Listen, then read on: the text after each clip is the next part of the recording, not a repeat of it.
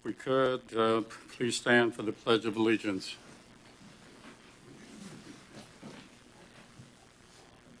I pledge allegiance to the flag of the United States of America and to the republic for which it stands, one nation, under God, indivisible, with liberty and justice for all.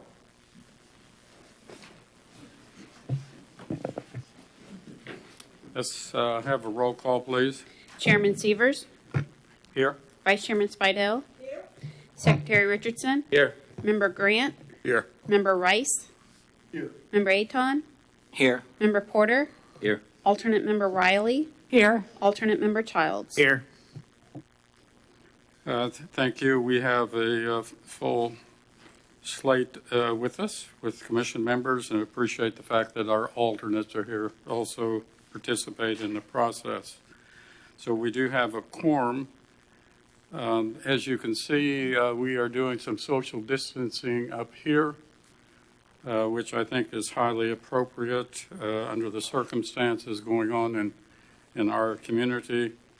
There are no mask mandates here in the chambers, other than I would just encourage everybody to keep in mind. Unfortunately, this last Saturday, my legal secretary for many years, as well as an administrative assistant here in the city employee, former city employee, died from COVID last Saturday. Her name was Judy Holland Davis, is who she was. And I'm certainly aware of many other people in the community that unfortunately are having a lot of struggles with this. And I think in recognition of wanting another and to do no harm to one another, to the extent possible, we should mask but there's no mandate in doing that. The first item, I received, laying here on my desk before we get to the minutes, I think it would be appropriate since we do have some people in the audience on Riverside Drive issue. We have a communication. Mr. Parrish. Earlier today, Mr. Kadzi, the applicant for the right-of-way vacate, which is under agenda item number 8A, and this is to vacate a segment of Riverside Drive in front of the River Palms condominiums, spoke to me earlier and requested that this application be continued to the next meeting. So he specifically asked for it to be tabled to the August 18th meeting. And we will do the same for City Council as well at their meeting on August 10th. Okay, as the Commission knows, I've been abstaining from this item. However, this is just a procedural issue. What is the pleasure of the Commission? We do have a request from the applicant to table the item. Do we have a motion to, we do have some people in the audience who came for this item, and no need having them hang around, stay here, if it's going to be tabled. So moved. We have a motion. Do we have a second? Second. We have 2 seconds. All those in favor, please say yes. Yes. Yes. Those opposed, no. Okay. So the item has been tabled, and it will come before the Planning and Zoning Commission August 18th. It was originally scheduled for the City Council on August the 10th. I assume, likewise, that will be continued. Is that correct? We will make the same request to City Council to continue this item from their August 10th meeting to their August 24th meeting. Okay. So that item will not be heard tonight. Moving on through the agenda, I do think we have the attorney on the line. Is that correct? Chelsea? Yes, sir. Can you hear me? Yes. Could you indicate our notice as far as the process and procedure at the meeting? Yes, sir. All persons who anticipate speaking on any public hearing item must fill out an oath card to be heard on that agenda item and sign the oath contained thereon. These cards are located on the table near the entrance to the council chamber or may be obtained from the recording secretary. This meeting will be conducted in accordance to the procedures adopted in Resolution Number 24-1999 1997. Those speaking in favor of a request will be heard first, those opposed will be heard second, and those who wish to make a public comment on the item will speak third. The applicant may make a brief rebuttal if necessary. A representative from either side, or against, may cross-examine a witness. Anyone who speaks is considered a witness. If you have photographs, sketches, or documents that you desire for the commission to consider, they must be submitted into evidence and will be retained by the city. Please submit such exhibits to the recording secretary. Thank you. The next item on our agenda is approval of the minutes of July 21st. Do we have any additions or corrections to the minutes? Member Richardson. Move to approve the minutes of July 21st, 2021. We have a second? Second, please.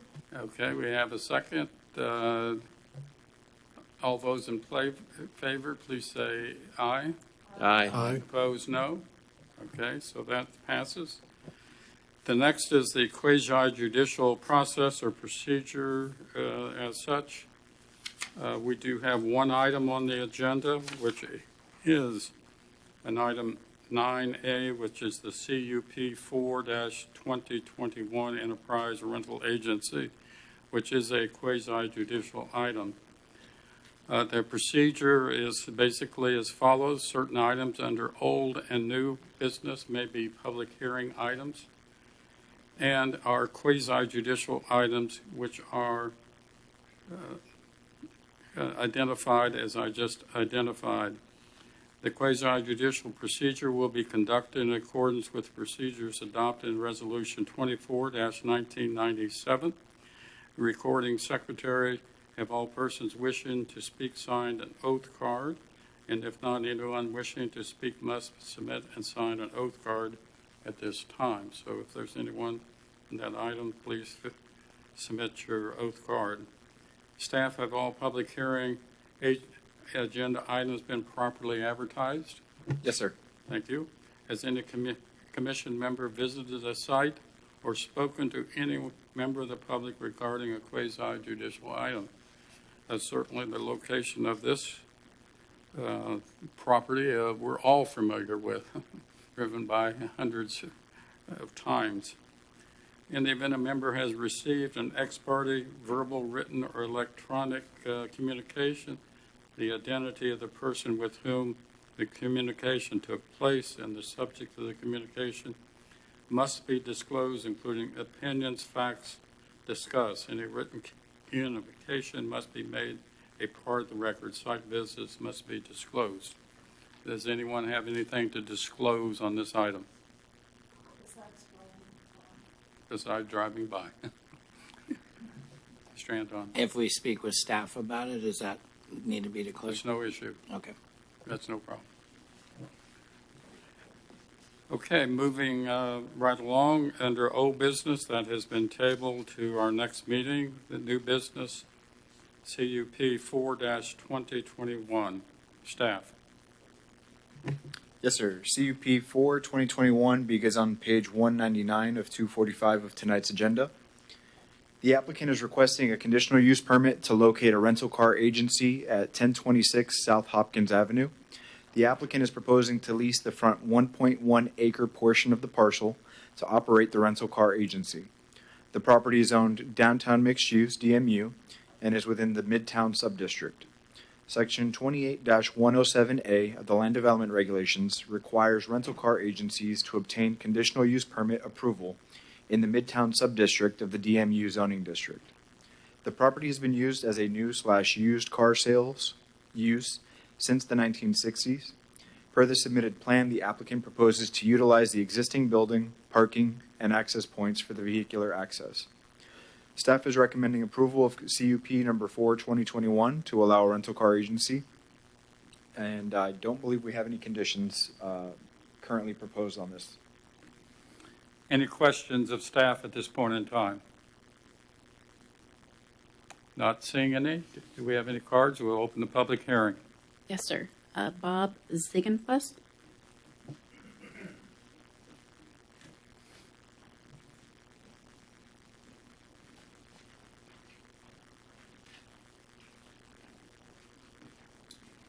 Good evening, Bob Ziegenfuss, 708 East Colonial Drive in Orlando, Florida. I'm here representing both the property owner and Enterprise Holdings, and they do plan to, as stated by staff, occupy the site pretty much as it stands today. There are going to be, of course, just some ADA improvements at the front door, pretty much resealing and restriping the parking lot, but all the light poles, access points, landscaping that's out there today would remain. Of course, the building would be, as you would say, spruced up, I would say, painted on the outside, some new signage on both the building and the site for the Enterprise logo.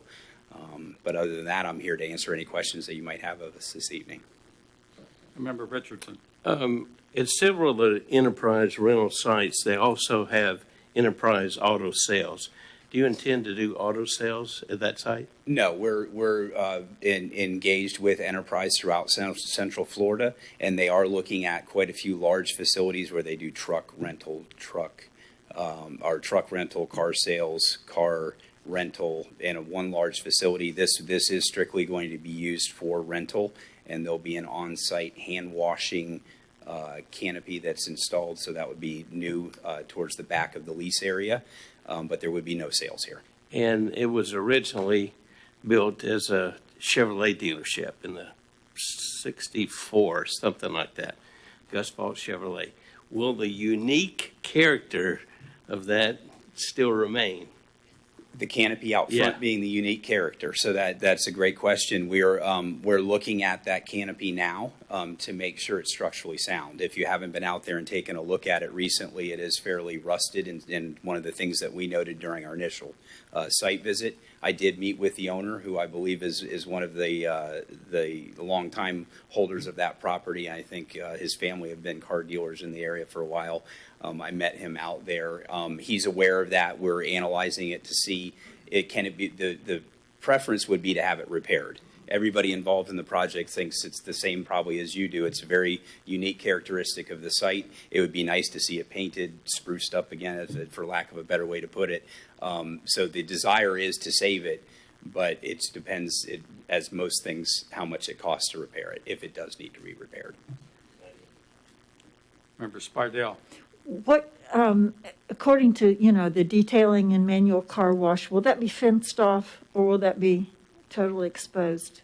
No, so the wash area is going to be kind of hidden to the best degree possible behind, if you know that site. And do we have an aerial that we could pull up? Do you have that as part of your presentation? I'm not able to pull up an aerial, but there's some documents I think that'll be helpful in the site plan. Staff report. Mm-hmm. So if you look at page 213, that's kind of the layout of how the site would be used. Okay. And that shows where that canopy is going to be located. So there will be a fenced area behind the customer experience area, if you want to call it that, where the vehicles would be stored until they're ready, as they call it, the ready-to-rent vehicles, which would be stored out in some of the front parking spaces. So the rear, and it's to the north and west of the, if you know the pull-through area where the service area used to be, behind the main sales building out front. So it'll be in the rear portion of the area that they're leasing. So it's not going to look like a car wash?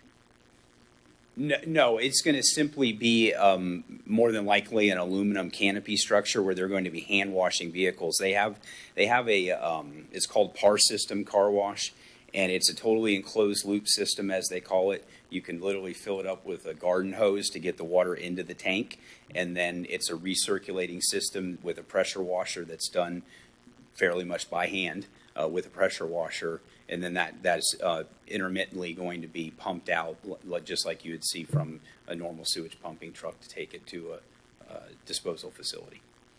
I'd like to compliment Enterprise for renting an existing vacant building that needs some help. So Yeah, please we're doing that accept quite a my- bit around Central Florida, and a lot of different places we're going in and trying to find appropriate locations for them. After COVID, they have decided to, it taught them a lesson, really. They're consolidating their services throughout Central Florida. Instead of being so spread out, they're trying to come in and get more centrally located facilities. So this it really is a result of what's happened and them learning a lot of lessons that they really don't need to be that spread out. Okay. You'd be amazed if you heard the cost to jockey cars. It's I incredible how much they spend to get cars from one place to another place. It's I absolutely would incredible. also say that this is a safer location than you have on US 1. Agreed. So please accept our congratulations on using an existing building. I most in certainly town. will. Thank you so much. Thank you. Any other questions? So certainly, as I understand it, this is a lease arrangement with the owner by Enterprise. Yes, that's Is that correct. Okay. Okay. Any other questions? Thank you, sir. Thank you very much. Any other cards? No, sir. No other cards? Last call. Anyone else want to be heard? Okay, so we'll close the public hearing. Member Spidell, your light is on So- first. Member Richardson, you're on next. Yes, I move we recommend CUP number 4-2021, the city council approval of that CUP. Member Rice, you second it? Okay. Any discussion on the motion? Not hearing any, let's have a roll call. Member Grant, Yes. Secretary Richardson, Yes. Vice Chairman Spidell, Yes. Member Rice, Yes. Member Porter, Yes. Member Aton, Yes. Chairman Severs. Yes. Congratulations, and we look forward to the, certainly, I think many of us have been a frequent customer as such, so. The next item, staff community garden ordinance. Yes, sir. Community garden ordinance begins on page 215 of 245. Based upon a request by members of the public, City Council approved advisability for staff to prepare amendments to the code expanding the zoning districts in which community gardens are permitted or limited uses. Council also expressed interest in visually buffering community gardens along arterial roadways. The proposed ordinance expands community gardens as a permitted use in the public P zoning district and as limited uses in the neighborhood commercial NC, general use GU, and downtown mixed use and regional mixed use zoning districts, and would require visual buffering along arterial roadways.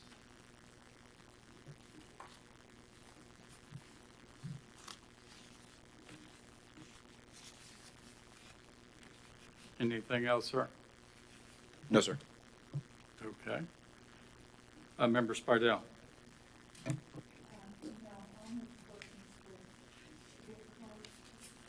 Okay. Mr. Rice, do you have any questions at this stage? No? Okay. You were getting anxious, I thought. No, I'm just trying to get closer to the mic so I can hear it. Yes, sir. Not seeing any questions at this stage. Do we have cards on this item? Yes. Lisa Mosier.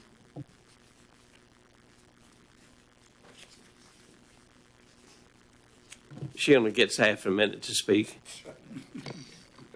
Is she out of order already, Joe? Lisa Mosier, 3847 Loggerhead Lane, Mims. Actually, I'm a member of First United Methodist Church, and we went to the city council because we found out that community gardens are not permitted in the downtown mixed use.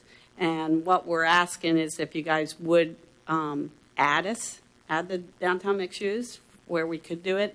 It will be off US 1. The church, if you don't know, has the main church on US 1 Hopkins, and then the back portion between Palm and Lemon is where it would be.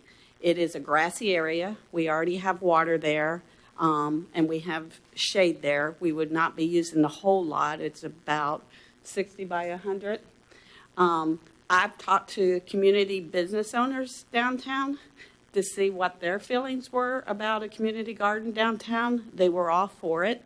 If you look at other towns and cities, there's many community gardens in downtown areas because that is an area where they find out there's many folks who live in a food desert. And to be able to walk somewhere and grow fresh vegetables and herbs and stuff is a very benefit to the community. First Church has been serving this community for 137 years, I think. We feed the Saturday breakfast, we have a food pantry. So this would just be another ministry, but I think it would also benefit downtown. It will show people that our community cares, and it won't be on the main roads. It will be off the road. So we're asking if you guys will consider adding it to zoning for the downtown mixed use and forwarding this to the city council for their approval. Thank you. Any questions? Member Richardson. No questions of Ms. Mosier, but I just want to state for the record that I did discuss it with her before she appeared before City Council and before it came up before us. I don't attend that church. I attend another church, Methodist church, but I did give her some advice on how to approach council, and I was just kidding. She only had a half a minute. Okay. I appreciate the disclosure. This is not a quasi-judicial item, so you're not required to disclose, but you certainly can do that anyway. Yes, sir. Member Rice. Well, likewise, I had discussion with Lisa and encouraged her to actually go to city council and ask for the request under petitions and requests and let city council decide what the proper process here was for them. And so I just want to disclose that I also had that conversation. Okay. Any other questions or? Yes, sir. Member Spardell. In reading this, there's a fencing requirement. I was interested in what type of fence. Have you made plans for that?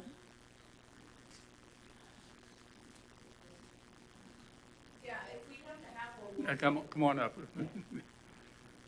I think that's part of the ordinance that they're Well, concerned. I was trying to read the ordinance. Just to clarify, it's not fencing requirement, it's screening. So screening could include landscaping. Oh, Okay, it could? okay. Okay. So, and we have some landscaping there. So, but if we do need to screen the rest, I've already talked to some people in the community where they might be able to help us finance that. So Brenda Pittman has talked to, who at the county did you talk to? For. And she's already looked at our site. You know, we have the water, we have a well and stuff. So they've been very proactive. They're hoping to get this thing moving so that they could have a planting in the fall. They plan to do it twice a year, the fall and the spring. And it would be for the community. It's not for, you know, we're not going to be selling the vegetables. It will be for the community. And for use in your breakfasts or feeding programs too? That may be a possibility. Okay. I'm just, are you favoring landscaping other than fencing? That we haven't really discussed, I don't think. Okay. So, I think Member Rice may have a question. Not of her, but of staff because. Okay. Okay. Thank you. okay. Yeah, well, first of all, this ordinance is not site-specific tonight. You know, it's for these zoning categories. And it's my understanding that the one person that's very interested in this is not on US 1, so the screening requirements would not apply on that site. Is that a correct statement? My understanding was that the site is adjacent to US 1 southbound, but I may be incorrect. No? Okay, then no. No, it's behind the church. I know exactly where the site is. Okay, great. Yeah, we know I where don't, it is. so I apologize. But Okay. as long as the community garden wouldn't be next to an arterial. But here's my question to staff primarily, because it says screened if you're on the arterial, but there's no requirements of what that means, okay? And two is, why is it necessary to screen green space? So that was a request made by City Council to screen them from arterials, but the Planning and Zoning Commission can make a different recommendation. Okay. Does staff have any input on screening, and what's their take on screening, whether it be required or not? Because we're screening green space, and I think it does send a clear message to the community that this is a community garden, it's green space, and most of the time you use green space to screen things that aren't green. So I'm very curious.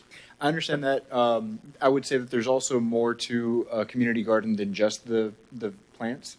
There's tools that may need to be stored, other plastic tubs or other material other than green space or landscaping. So I think that may have been what council was concerned with.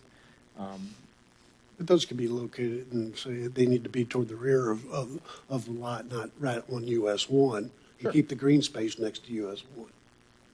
Or the arterial, not necessarily US 1. But, Right. Okay. All right. Thank you. If I remember, when the ladies testified in front of council, I thought there was a shed or some provision to store garden equipment to the rear of the lot. Is that correct? Is Ms. Pittman? There's a slab that we will be putting a shed on. Do you- There was a shed there before and it was taken down because it was not maintained well, but we're going to put a new one up there for storing materials, hoses, tools, that sort of thing. And we also have a pump house that houses the pump.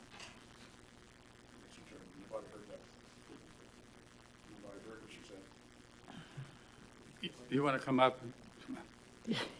Whoever wants to explain it. Thank you, sir.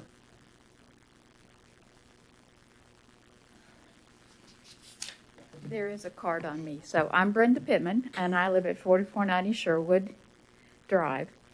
There is a slab there right now where there was a shed upon. And we are going to put a new shed there that will house tools, hoses, the type things that we might need. Let me also tell you that, as Lisa said, Dr. Bonnie Wells came and did a site evaluation, and it was favorable, and that was submitted to the city council when we talked to them a couple weeks ago. And the whole goal of our community garden is that we be able to provide fresh vegetables to supplement diets of people in the community who would benefit from that. We are encouraging and contacting 5 churches other than us right in that area, hopefully getting some input from them, maybe even some help. We are going to start out small, 4 beds that are 4 feet by 24 feet and about 2 feet high. And if the other churches decide they want to be part of this and they want to do something in ground, that would be appropriate. If they decide they want to build their own type of bed, we will work with them. They're welcome to work with us on our beds. We want to open it up and get as many people in there working in the garden as possible. The whole goal is not for us, First United Methodist Church, to reap the value of raising these vegetables, but for them to go out into the community. Thank you. Any questions? Member Spidell? My question is centered now in the ordinance itself. As I'm reading it tonight, it doesn't have this fencing requirement. But when I read it online for all community gardens, it had a fencing or a barrier requirement. My concern is this is a lovely little lot. As Mr. Rice said, it's already green space. Keep it green, and I would hate to see an aluminum plastic fence surrounding this lot. On the Palm Avenue side, there are 4 oak trees that practically fill in most of the area. Mm-hmm. At the back, on Lemon, there is nothing, but to the north, there is a beautiful oak tree. Yeah. Chairman, may I ask Member Spidell a quick question? Go ahead. Member Spidell, the fencing section that you saw previously, is Yes, that sir. the section on page 225, section 6B? It says fences shall be subject to the regulations in the applicable zoning district. That's what I saw, yes. Okay, so that's not requiring that a fence be installed. Okay. However, as we mentioned before, the added language on page 223 under subsection C1C The language is, a community garden shall be screened so that it is not visible from an arterial roadway. And a screen is ambiguous in that it can mean either a fence or landscaping. Okay. But in this ordinance, so if somebody else tomorrow wants another community garden within this area, my situation is, or my concern is, this is a really nice lot. It would ruin the looks of this whole block to fence this in aluminum and plastic. I understand. Again, tonight's discussion is more of a policy discussion and not site-specific. Okay. However, as was mentioned, this site, for the members of the public who are most interested in this ordinance or who are speaking currently, it doesn't sound like the site is adjacent to an arterial and would not require screening. Okay. Thank you. Thank you. What a great idea. Member Richardson, did you have a question? Yes, I just want to point out that it's a block away from arterial. So the roads there are only local roads. And in fact, a community garden will enhance the surrounding area. Some of it's manufacturing, which used to be BA, automotive, and things like that, is going to be an enhancement. And I will tell the people from First Methodist, you got this ordinance in record time.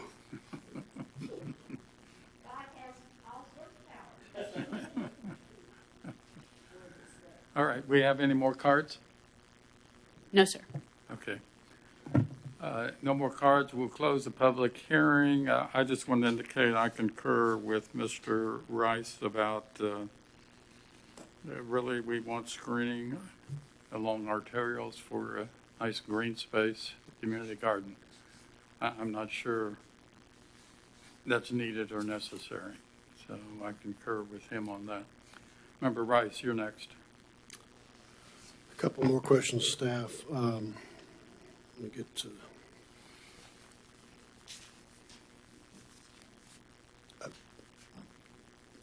I'm sort of hung up on the shed thing still. When you read accessory structures on page 225, okay,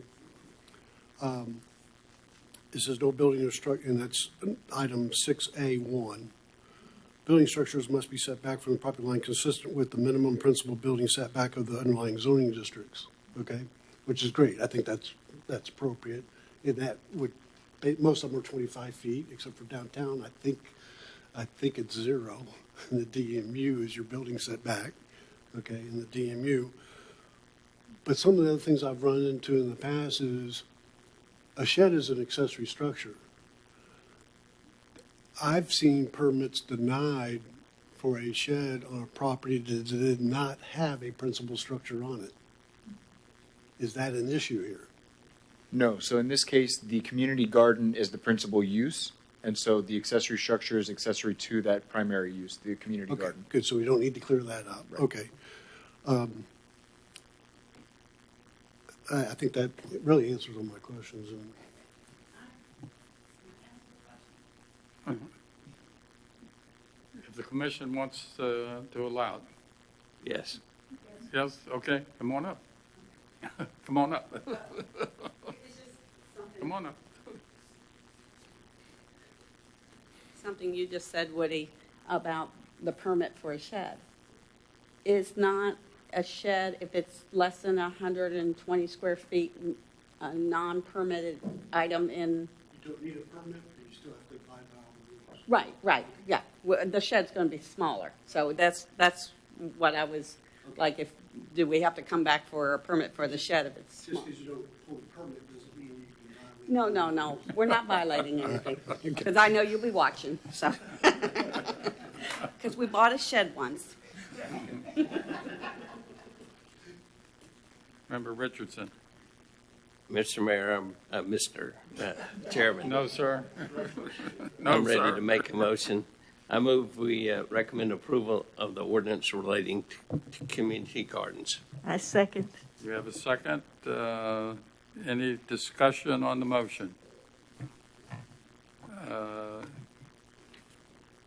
Member Rice, or do you have a? Yeah, I have a friendly amendment that screening requirements not be applied. Take the screening requirements out.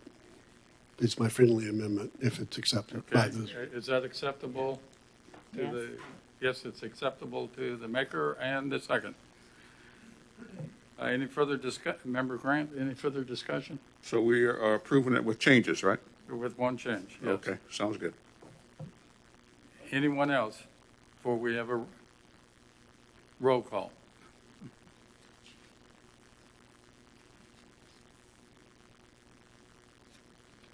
Roll call. Secretary Richardson, Yes. Member Porter, Yes. Member Ahon, Yes. Member Rice, Yes. Vice Chairman Spidell, Yes. Member Grant, Yes. Chairman Severs. Yes. The next item is Sims, and congratulations, that's a wonderful thing the church is doing. Wonderful thing. Well, I know where you are.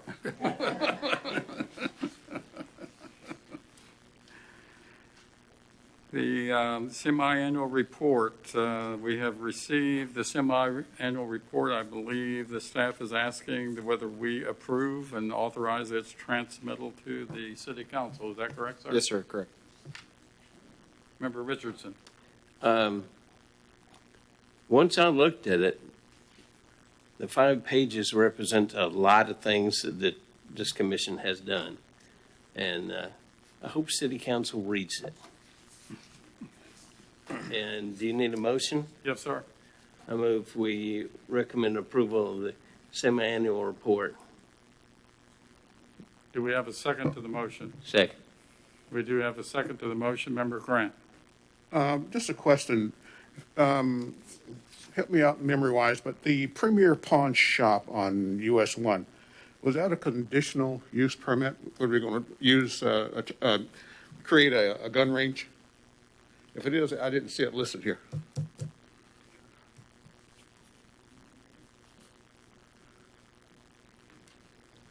I looked through my files, but I couldn't find it at home. But I could swore it was a conditional use permit for the Premier Pawn Shop. That sounds right. So You'll double check that. I'll double check that and add it if that is so. Sorry Thank- about that. Thank you, sir. Thank you, sir. Good point. Any further discussion? We do have a motion. All those in favor, please say yes. Yes. Opposed, no. Okay, that passes. The next item is petitions and requests from the public present. Do we have any petitions or requests from the public present at this time? Not seeing any. Reports, P&Z, strategic planning activity, informational only. So you're telling us the results of the survey.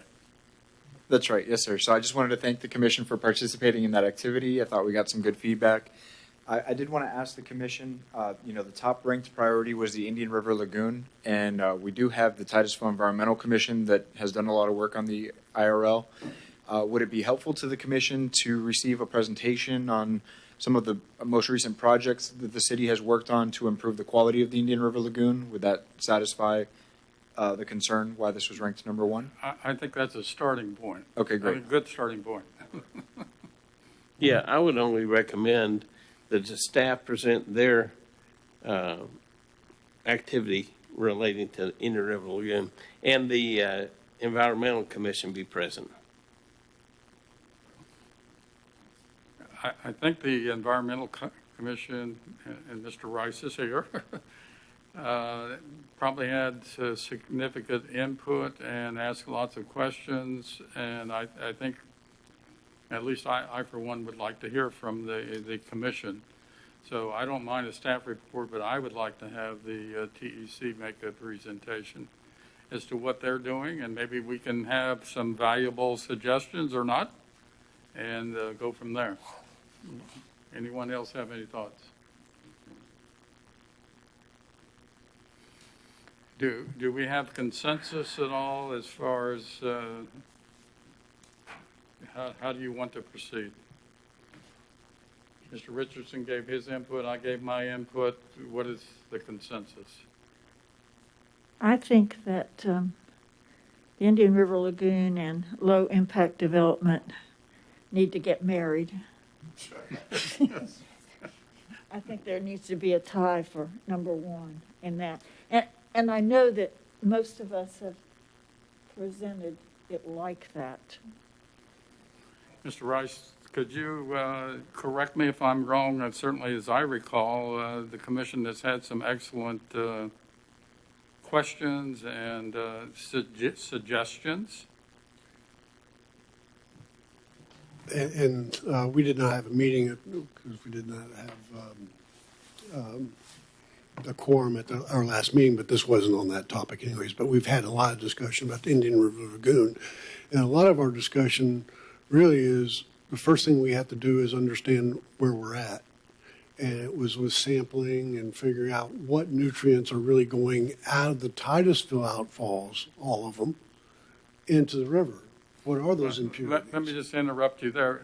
Was that a part of staff's presentation, or that was that was part of our discussion of understanding what all the outfalls are doing, because it's hard to come up with solutions if you don't know what the problem is and identifying the problem correctly.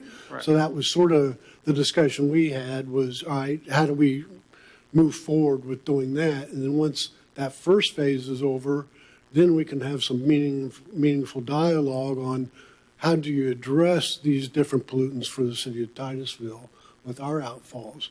Now, unfortunately, Indian River Lagoon doesn't know territories, okay? But the city can at least do its share of controlling our pollutants and not contributing, and it has to start somewhere. So I think that sort of was the direction that we were heading as a commission, was we need to better understand the issue, what pollutants are there and what have you. And then we talked about engaging some speakers to help us understand, because, not everyone understands exactly, when you get, BOD and oxygen band and all that stuff, there's a science there and there's a lot of information, and you want to make meaningful recommendations. And I think that's sort of where we are as a group, is getting that initial starting point moving forward. So what I see is that, let TEC do what the Environment Commission's, quite frankly, is supposed to do, okay?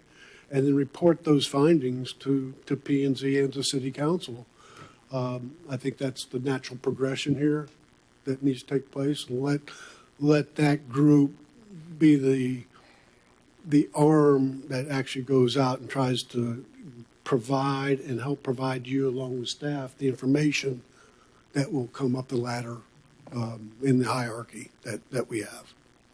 Well, speaking for myself, I think it's important that the Planning and Zoning Commission understand and receive input from the TEC as to how they believe the problem should be assessed, and proceed from there, rather than the Public Works Director says, well, we've installed this baffle box here. I think I agree with you. We need to identify what the problem is and what the approach is in solving the problem or addressing the issue. So I, for one, would certainly be interested in hearing from the TEC on their ideas and approach. I'm just speaking for myself. I think we have a consensus to have both, okay?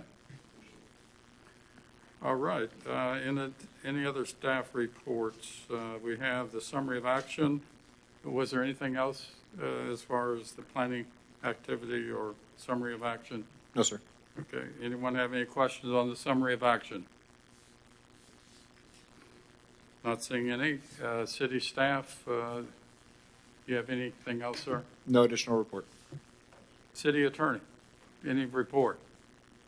No report, sir. Thank you. Chairperson, I guess that's me. The only question I have, and I realize you probably don't have an answer to that, but this south segment of Riverside Drive has been closed for probably 45 days. I find it highly unusual, irregular, that it takes 45 days to do the utility connection from one side of the street to the other. And I don't think I've seen it work that way. Usually, may have a week or 10 days at the most. Maybe there's significant problems. I don't know. But I think in fairness to the public, somebody ought to know or give the public, when is this street going to be reopened? And the secondary question I have to that is, when it's redone, repaved over, what's it going to be paved with? If asphalt, concrete, the last direction that council did authorize previously is trying to match the existing historical structure of the road, which has concrete and pea gravel, was some of the original construction, rather than you go down a historic road that has one character, then all of a sudden you have a slice in it, and it's just concrete or asphalt.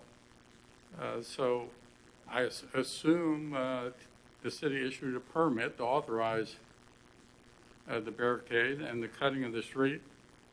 What are the requirements? And I realize you don't know that tonight. So that's just asking for information about what is the status. I find it highly unusual, the road for utility connection to take that long. So,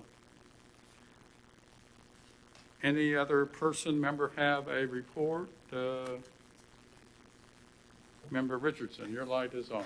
Well, mine is about the same thing you talked about. As I recall, our original motion was that notification be given to those people living on Riverside Drive, and then there was something added to Indian River Avenue, which council denied Indian River Avenue, but I thought they made it plain that notification was going to be given on Riverside Drive. And now I found out there was no notification on Riverside Drive. Their council's staff interpreted the council's as meaning no notification, but signs will be put up.